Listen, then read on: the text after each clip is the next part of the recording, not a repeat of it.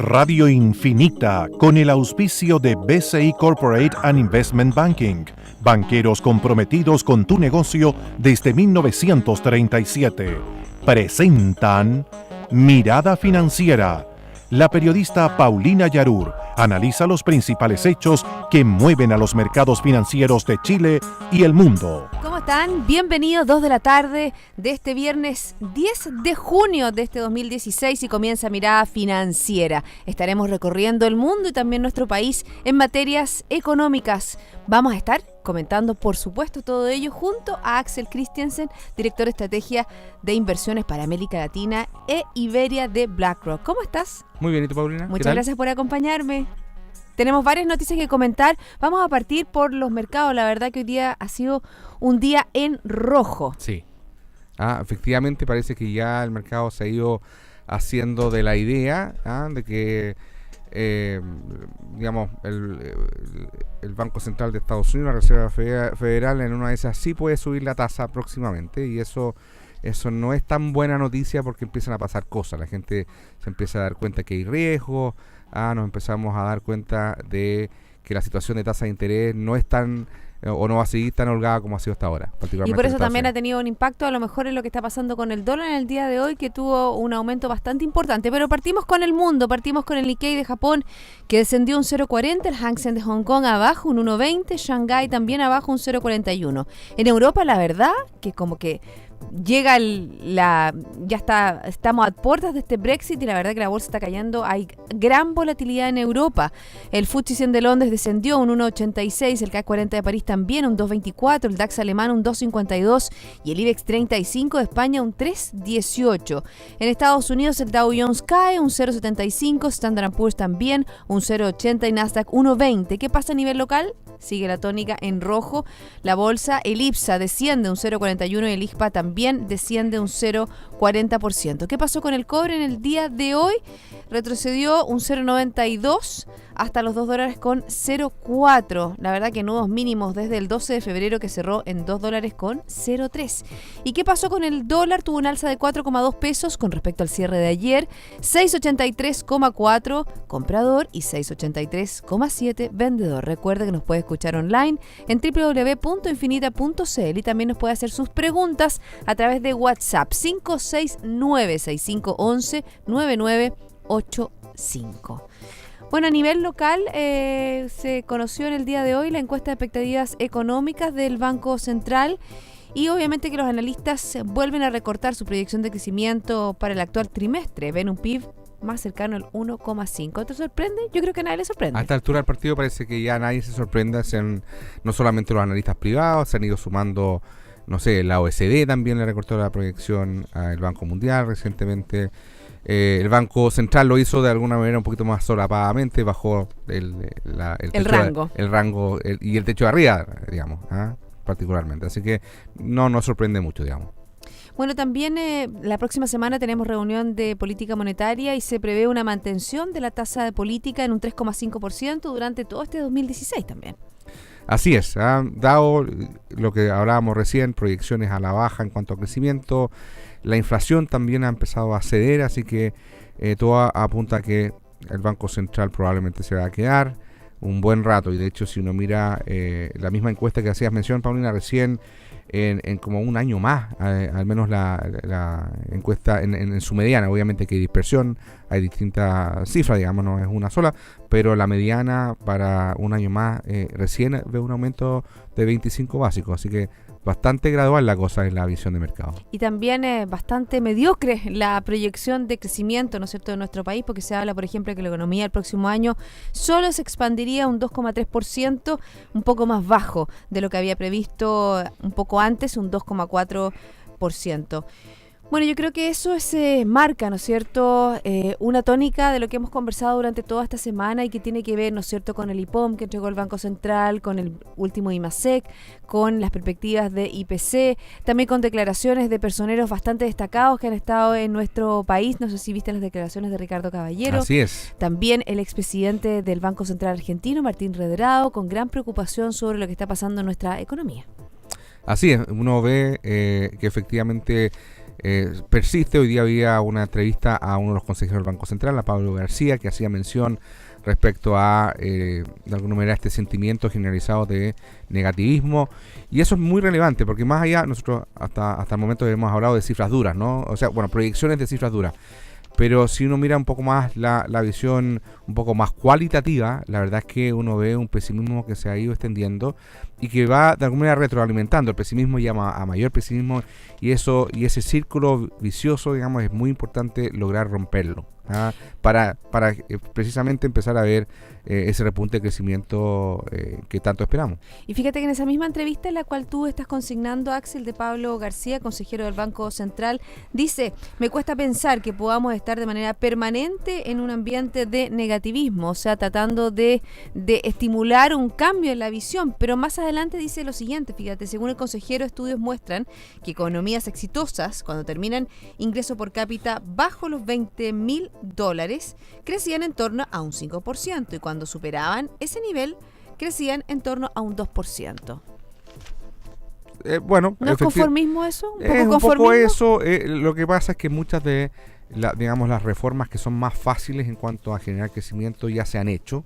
Nos toca hacer reformas mucho más complejas que tienen que ver con la calidad de muchos indicadores, más que mejorar en cantidades. Un poquito de lo que ha pasado con la educación. Fue relativamente fácil, de alguna manera, construir más establecimientos, ir a jornada escolar completa, ir avanzando en la calidad de esa educación, que vayamos subiendo los rankings respecto a otros países, es mucho más difícil, ¿ah? Y un poco eso enfrente. Y ahí está precisamente un poco la dificultad. De hecho, hasta tenían un nombre, se le llama de alguna manera el problema, digamos, de por decirlo así, del ingreso medio. Del ingreso medio, sí, de país de clase media, te iba a decir, que ya deja atrás la pobreza, digamos, pero se le hace muy cuesta arriba llegar a un nivel de desarrollo sustentable. Exactamente, y por eso la brecha, ¿no es cierto?, dentro de lo que es un crecimiento de un país que está comenzando su desarrollo, un país que ya está logrando este ingreso medio, como tú dices, es mucho más escaso, mucho más escuálido, pero también uno entra a pensar y uno entra a cuestionarse de los elementos que están haciendo para que este país siga creciendo de una manera sostenible. Uno ve, por ejemplo, que ya tenemos un nuevo presidente en Perú, Pedro Pablo Kuczynski. Dentro de su línea de su plan económico para los próximos años, él quiere de aquí a los 10 años, obviamente, que Perú lidere la economía regional, y no está tampoco cierto lo que él quiere plantear, y medidas en el fondo de mayor estímulo a la inversión de las empresas. También está intentando bajar, dentro de sus propuestas, bajar el IVA para poder aumentar el consumo y así generar un círculo más bien virtuoso, no vicioso, de la economía. Sí. Así es. Bueno, y en su momento Perú también tendrá que ellos enfrentar su propia versión, ¿ya?, del problema de ingreso medio. Perú es un país que tiene un ingreso más bajo que Chile. Por lo tanto, muchos de los consumidores o ciudadanos peruanos, si tú quieres, hoy día están mucho más preocupados de salir de niveles de pobreza, mejorar su capacidad de consumo, ¿ah? Y eso lo vemos, las empresas chilenas de hecho lo ven muy bien. Llegará algún momento, si digamos el comportamiento humano, digamos, es tal en que empiecen más bien a preocuparse de sus derechos, de la calidad de su educación, de problemas que nosotros sentimos muy conocidos acá en Chile. Te quiero preguntar por esta volatilidad que está marcando la pauta. El índice de volatilidad ha crecido bastante en lo que significan las bolsas mundiales. Axel, ustedes apuestan sus fichas en distintas partes del mundo. ¿Qué está pasando? Algunos se hablan de una toma de utilidades, algunos se habla de una alta volatilidad por el posible Brexit, que ya está tomando mayor fuerza en la zona euro. Algunos hablan que, por ejemplo, Estados Unidos, con este aumento que puede hacer la Reserva Federal de la tasa de política monetaria, tiene un impacto en el valor bursátil. Bueno, ahí vamos a estar comentando también las apreciaciones de George Soros, este magnate de 85 años, un verdadero gurú de la economía que había estado un poco más preocupándose de otras cosas, más bien filantropía, y ahora ha vuelto a la cancha. La verdad que hay reportajes, estuve leyendo un poco porque como íbamos a comentar su trayectoria de cómo él le apuesta en contra del mercado, y también lo está haciendo en este minuto. Pero vámonos a la bolsa. Bueno, efectivamente las bolsas han visto volatilidad, pero hay que mirarlo también desde cierta perspectiva. O sea, partimos de niveles bastante bajos de volatilidad, que es un poco el resultado de tantos años de mucha liquidez, que la verdad que digamos, eso significaba que si bien había movimiento en las bolsas, eran mucho más acotadas de lo que uno observaba durante, por ejemplo, no sé, hace algunos 10 años atrás, en que había mucho mayor volatilidad. Esa situación va a ir cambiando, precisamente ya sea por un cambio en el escenario de tasa de interés en Estados Unidos, ya sea por la situación en China, por ejemplo, que probablemente continúe con su proceso de menor crecimiento, más orientado al corto plazo. En lo que queda del año estamos plagados de distintos tipos de eventos, llamémoslo geopolíticos. Tú mencionabas uno, el Brexit, por ejemplo. Hay elecciones en España también. Elecciones en España, hay elecciones en Estados Unidos, ya tenemos bastante claridad, además, quiénes van a ser los candidatos, en lo que va a aparecer probablemente una campaña que no va a estar exenta de polémica en cuanto a dimes y diretes entre los candidatos, y eso en general no son noticias tan positivas, así que lo que sí uno puede tener cierta certeza es que va a haber volatilidad, y en ese sentido muchos inversionistas como que se han ido buscando resguardarse frente a ese escenario más volátil. Ahora, no hay que perder de vista que precisamente aquellos que toman riesgos son los que finalmente obtienen retornos más grandes. Y un poquito vamos a hablar más en detalle, pero Soros de alguna manera se ha hecho un nombre precisamente haciendo eso. Toma riesgos bastante grandes también. Exactamente, y bueno, ¿y qué es lo que ha apostado en el día de hoy? ¿Por qué ha hecho noticia en los distintos medios internacionales? Porque dice que hay mucha volatilidad en el mundo y él está apostando directamente hacia el oro. Y también ha apostado sus fichas a acciones de empresas, por ejemplo Barrick Gold, que tiene oro y le ha ido bastante bien. Así es, él a comienzos de año tenía una posición importante en el mercado norteamericano accionario, lo bajó, lo reemplaza, como tú bien decías, por una posición más bien enfocada tanto a empresas mineras dedicadas al oro como al oro mismo. Y eso digamos, como resultados ha tenido retornos positivos, toda vez que el oro de alguna manera ha ido reflejando la posibilidad de que, digamos, y precisamente lo hablábamos, de que la inflación en Estados Unidos empiece a tomar un poquito más de fuerza y que llegue eventualmente a la Reserva Federal a actuar. De lo contrario, digamos, el oro también ha servido en ciclos anteriores como un refugio, como una especie de activo de último,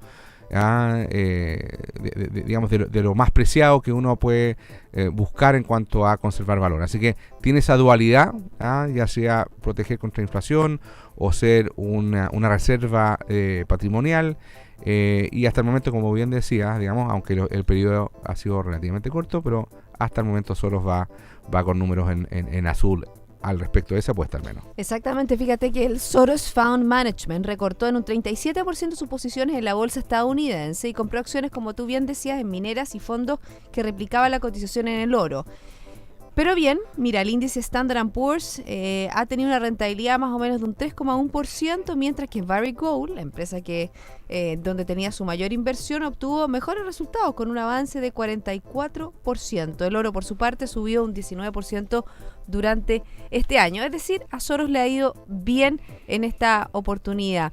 Y la verdad que se hizo bien conocido cuando apostó por esta depreciación de la libra esterlina. $1.000 millones ganó en esa oportunidad. Así es, y bueno, se hizo un nombre efectivamente, de alguna manera creó una categoría que se llama los inversionistas, los hedge funds macro, que más que invertir en compañías específicas, a pesar de que acaba de hacerlo en algunas compañías mineras de oro, hacen grandes apuestas en monedas, en bonos, buscando de alguna manera aprovecharse de lo que ellos piensen pueden ser alguna distorsión. Y digamos, si uno se remonta al año 92 que tú mencionabas, precisamente en ese entonces la libra esterlina formaba parte de un mecanismo de estabilización de las monedas. No existía el euro, existía una moneda más anterior que se llama el ECU. Entonces había una especie como de banda de las monedas europeas. Y él apostó de que esa banda de alguna manera no estaba funcionando bien. Y bueno, se consiguió financiamiento, llegó a estar 10.000 millones de libras contra, digamos, la libra esterlina, apostando que se iba a depreciar y finalmente, después de un, digamos, tira y afloja bastante grande, muchas declaraciones de Banco de Inglaterra de que no iba a abandonar este mecanismo, y finalmente lo hace y, digamos, como tú mencionabas, genera un retorno que en ese entonces, digamos, era, bueno, hoy día lo sigue siendo, digamos, una cantidad inimaginable, pero con mucho riesgo. O sea, él no es que tuvieran los 10.000 millones en el bolsillo, se consiguen en general financiamiento, son apuestas apalancadas. Y de ahí en entonces ha seguido apostando en múltiples tipos desde la crisis asiática, en cuando también tomó posiciones cortas en muchas monedas. Exacto. Y que Lío también, digamos, no es la persona más querida dentro de la comunidad de bancos centrales, digamos, porque precisamente él que toma las posiciones contrarias, de alguna manera diciendo que los bancos centrales lo están haciendo mal, cuando en su momento defendía las monedas. Ahora se le ha hecho más difícil porque las monedas son más flexibles en cuanto a su cotización, pero vuelve a la carga, viendo hoy día dos distorsiones bien importantes, que son China y Europa. Y Europa, exactamente. Son las dos preocupaciones que tienen de lo que está pasando en la economía china, de esa deuda que ostenta y de cómo eso puede generar problemas políticos al interior de China. Y también Europa lo menciona como una fuga masiva que él ve de posibles otros miembros de la zona euro a raíz de este Brexit, ¿no es cierto?, que va, el Brexit se podría decir que es un referéndum, si Reino Unido queda o no dentro de lo que es la Unión Europea. La primera apuesta que hizo Soros, estaba revisando aquí los datos, contra la libra esterlina fue en 1992. Yo creo que es interesante conversar. Es una persona, por supuesto, polémica, pero una persona que ha tenido en el fondo aciertos muy interesantes y por eso es un hombre de renombre que yo creo que muchos lo siguen. Tiene, de hecho, gente que hoy día sigue muy activa, que fueron sus, por decirlo así, exalumnos, que trabajaron con él desde un comienzo, y digamos, tiene una aproximación, como te decía, grandes riesgos, toma posiciones apalancadas. De alguna manera fue un inversionista que no le tuvo miedo de tomar posiciones contrarias con respecto a entidades tan importantes como bancos centrales, o digamos, abiertamente con sus posiciones de lo que está hablando sobre Europa y China, está cuestionando la efectividad de los respectivos gobiernos de llevar a cabo, digamos, política económica, etcétera. Entonces, también apostó, por ejemplo, cuando salió el primer ministro japonés, el Shinzo Abe, apostó con respecto al yen. Exactamente. Entonces, tiene esta filosofía y, digamos, una cosa muy importante, él mismo reconoce que no le va a acertar 100%. Que una de sus fortalezas, según él, es precisamente entender que él se va a equivocar y estar siempre muy atento a qué cosas eventualmente le pueden llevar a identificar en qué está equivocado y rápidamente cambiar de opinión.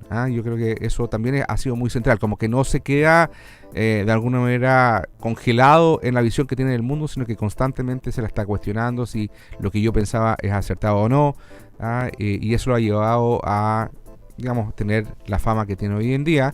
Y lo que encuentro admirable, a los 85 años, cuando probablemente muchos de nosotros estaríamos, digamos, buscando más bien tranquilidad en nuestras vidas, él decide más bien volver a los tumultuosos mercados financieros, a hacer probablemente lo que le gusta mucho hacer. Bueno, y eso es lo que lo mantiene activo, lo que lo mantiene tan vital a los 85 años. Siempre dicen que el trabajo obviamente no solo dignifica, sino que te mantiene a ti atento, te mantiene vivo.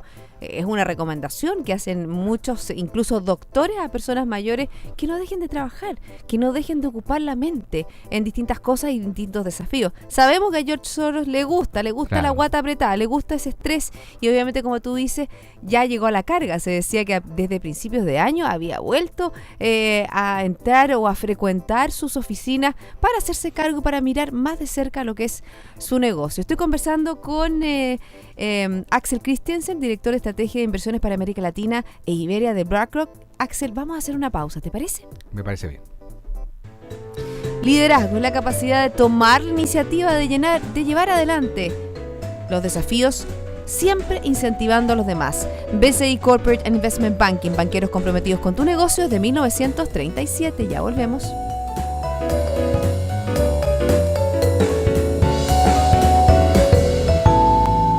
El rugido de un león puede escucharse a más de 8 kilómetros de distancia.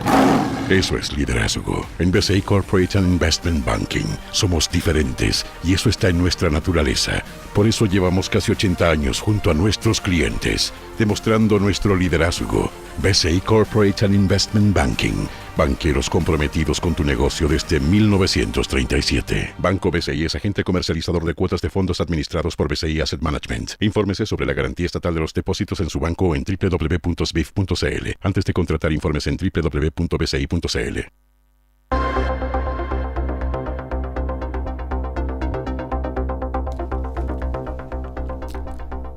Ya estamos de vuelta, seguimos dando una mirada financiera aquí en Radio Infinita junto a Axel Christensen, director de estrategia de inversiones para América Latina e Iberia de BlackRock. Axel, quedémonos un poco en el ámbito internacional porque la verdad que esta semana ha sido una semana complicada para Michel Temer, el presidente interino de Brasil.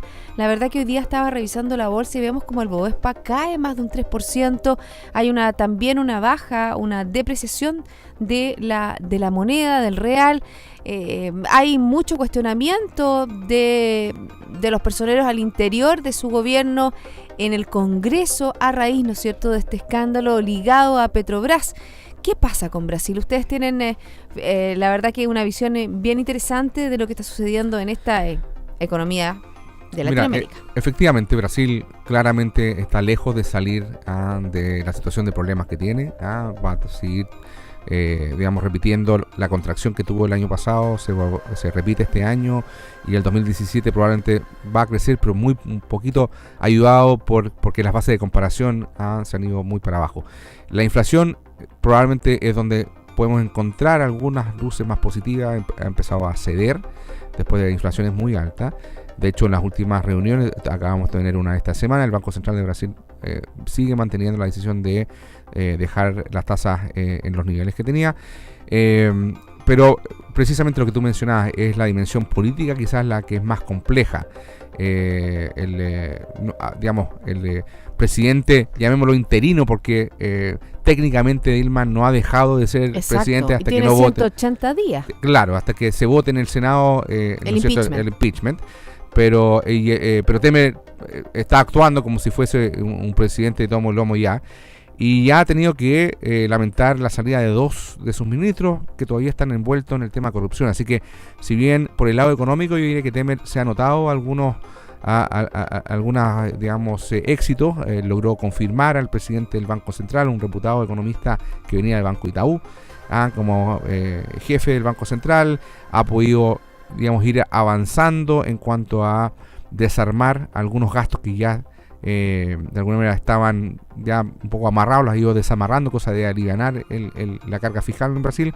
Pero ese flanco de que 2 al menos ministros y quién sabe quién más y el mismo, pueden estar expuestos a nuevos episodios de corrupción, es lo que tiene, bastante nervioso a los inversionistas. Ahora, mirando en perspectiva, si uno mira el mercado brasilero, ha sido uno de los mercados que más ha subido este año, de alguna manera subió más temprano, viendo estos cambios del impeachment, así que como que ha ido devolviendo. Hay gente un poquito más bien tomando utilidades de un mercado que hasta esta semana, había rentado un poquito menos de 20% en moneda local.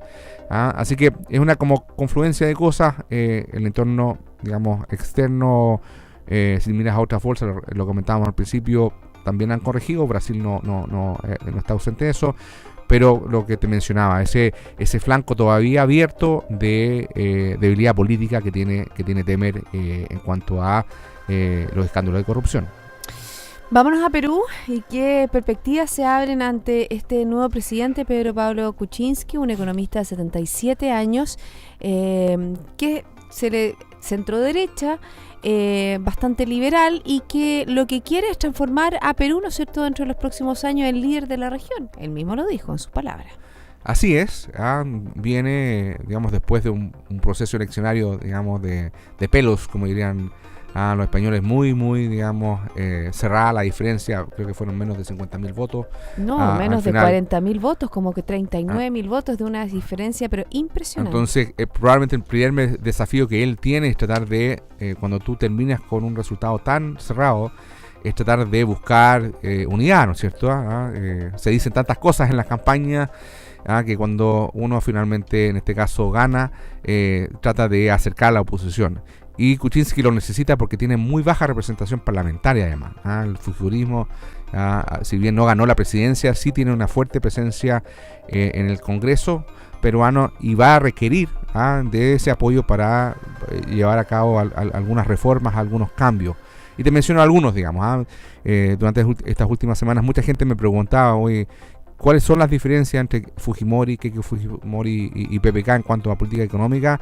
Y la verdad que en términos más amplios, no mucho. Hay ciertos detalles, por ejemplo, Kuczynski es muy de la idea de ir hacia un modelo de autonomía del Banco Central parecido al de Chile, en que tengas consejeros que tengan periodos que van más allá que el periodo del gobierno de turno. No es así en Perú actualmente. Eso la verdad que es mucho más transparente y a lo Exacto. mejor le quita peso a dentro de lo que son las políticas económicas de un presidente u otro. Uno no está haciendo análisis económico o políticas económicas para ser elegido. Así es, porque es un proceso totalmente independiente. Pero mira, es una cosa poco frecuente, digamos. Yo mencionaba recién en el caso de Brasil, el presidente del Banco Central en Brasil no es plenamente autónomo, no es como acá, digamos, que a una mayor autonomía. ¿Qué otras cosas mencionaría tú de pasada? Comentabas respecto a una posibilidad de rebaja de impuestos. También está buscando la posibilidad de fomentar mayor inversión. Y la verdad es que si es que logra concitar a unidad de los parlamentarios detrás de estas iniciativas, creo que tiene buenas chances, porque Perú además está partiendo de un punto de partida mucho mejor que lo que podría ser países del resto de la región. Perú sigue, a pesar de que está creciendo menos de que años anteriores, sigue mostrando un crecimiento razonablemente alto. Estamos hablando de más de un 3%, 3,6%, sí, más o menos, casi el doble que en nuestro país. Así es. O sea, más del doble. Más del doble, a pesar de que es una economía en cierto aspecto muy parecida a Chile en cuanto a dependencia de materias primas. Ellos también dependen pero con un bastante desarrollo de cobre. menor en nuestro país, por eso tú dices que hay un gap mayor para crecer. Sí, hay una especie como de actualización que digamos Perú puede aprovechar como para ir acortando esa brecha, y precisamente un gobierno que esté muy enfocado en lograr eso, de generar mayor crecimiento, de atraer inversión extranjera, tiene bastantes chances de poder lograrlo. Nuevamente, pero el desafío es, él se enfrenta, claro, con un Congreso que va a estar muy, digamos, fuertemente influido por gente que no votó por él. Fíjate que cuando ya están el 100% de las mesas escrutadas y Pedro Pablo Kuczynski gana con el 50,12%, Keiko Fujimori obtuvo la verdad un 49,88%, Fujimori aún no admite su derrota. Así que obviamente, como tú dices, PPK va a tener que buscar alianzas y no le va a ser fácil. Fíjate que hoy día hay noticias con respecto al Perú. El Banco Central mantiene la tasa de referencia bastante más alta que la nuestra, en un 4,25, en línea con lo esperado del mercado en su reunión de junio. La próxima semana nosotros tenemos tasa y obviamente que la expectativa es que se mantenga dentro de un 3,5. Así es. Así que es una, yo creo, buena noticia para Perú, que ya tenga claridad con respecto a quién va a ser su nuevo presidente. No me extrañaría que tenga un gobierno como de unidad nacional, tratando de enfrentar un poco esa, digamos, resultado tan cerrado, ¿no? Ahora, tampoco veo necesariamente, no sé, uno empieza a comparar, acaban de cambiar el gobierno de dos países muy cercanos a Chile, países vecinos, el caso de Macri, y tenemos a Kuczynski. Ahora no veo necesariamente a Kuczynski con aspiraciones un poco de Macri de ser un líder más regional, lo veo mucho más enfocado en sacar adelante el Perú, en posicionarlo, y una vez que logre eso, eventualmente aspirar a tener un reconocimiento más en la región. Así que va a ser interesante. ¿Es una buena oportunidad, se abren buenas oportunidades para nuestros inversionistas locales en Perú? Yo creo que sí. Lo hemos visto en empresas, las empresas hace mucho tiempo en distintos ámbitos, no sé, desde el retail, por ejemplo, hasta las inmobiliarias han estado muy activas en Perú. Vamos a ver si los inversionistas más bien financieros, la bolsa peruana es mucho más pequeña que la bolsa chilena, así que pero tiene, digamos, algunas cosas, a diferencia de la bolsa chilena, que, digamos, paradojalmente, a pesar de que estamos en una economía en que la minería es tan importante, hay pocas empresas mineras listadas en Chile. Hay un par. En cambio en Perú hay mucho más, entonces hay un complemento interesante. ¿Por qué se da ese desfase? A tu juicio, ¿por qué? Hay una multitud de digamos, motivos. En Chile, porque la principal compañía minera que tenemos, que es una empresa pública, no está listada. Sería bien interesante eventualmente ver a Codelco que se listara. De eso en algún se ha hablado, ha generado, digamos, en su momento bastante rechazo. Muchas veces gente lo ve como un primer paso a una privatización completa. No tiene por qué ser así.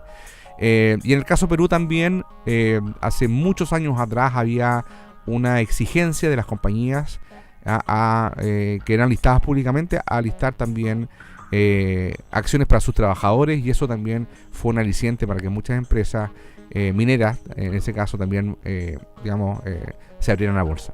Y se nos acabó el programa, Axel. 1.000.000 de gracias por haberme acompañado en el día de hoy. Cortos los 30 minutos donde dimos una mirada hacia lo que está pasando en el mundo y también aterrizando en nuestro país. 1.000.000 de gracias, que tengan un excelente fin de semana. Igualmente. A todos ustedes, sigan en compañía de Radio Infinita. Nos reencontramos el lunes a las 2 para dar una nueva mirada financiera.